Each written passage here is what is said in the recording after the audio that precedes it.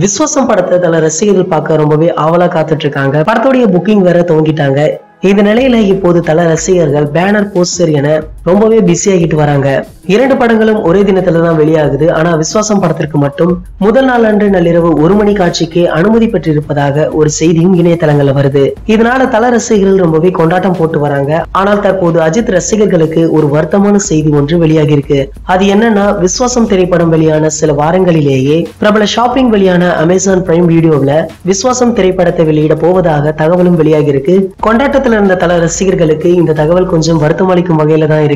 இதை தொடர்ந்து விஸ்வாசம் படத்தை பற்றி ஒரு சுவாரஸ்ய தகவலும் வெளியாகி இருக்கு. அது என்னன்னா, இந்த படத்தோடைய ரன்னிங் டைம் பற்றி இன்னைக்குதான் படக்குழு அதிகாரப்பூர்வமாக வெளியிட்டாங்க.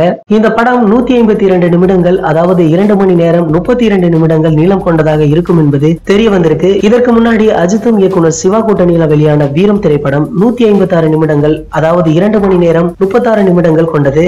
அதன் பிறகு வெளியான வேதாளம் 2 மணி நேரம் 34 நிமிடங்கள், அதன் பிறகு வெளியான விவேகம் 2 மணி நேரம் 37 நிமிடங்கள் நீளம் கொண்டதாக இருக்குது. 4 படங்களுடைய ரன்னிங் டைம்களும் ஒரு சில நிமிடங்களே வித்தியாசப்பட்டுள்ளது என்பதும் குறிப்பிடத்தக்கது. இந்த தகவல்களை பற்றிய உங்களின் கருத்துக்களை கீழே உள்ள கமெண்ட் செக்ஷன்ல கமெண்ட் பண்ணுங்க. இந்த வீடியோ பிடிச்சிருந்தா லைக், ஷேர், மறக்காம நம்மளுடைய சேனலை சப்ஸ்கிரைப் பண்ணுங்க. மேலும் அப்டேட்டை மிஸ் பண்ணாம பார்க்க அருகில் உள்ள பெல் பட்டனை கிளிக் பண்ணுங்க. இந்த 2 வீடியோவை நீங்க மிஸ் பண்ணிருந்தீங்கன்னா கிளிக் பண்ணி பாருங்க.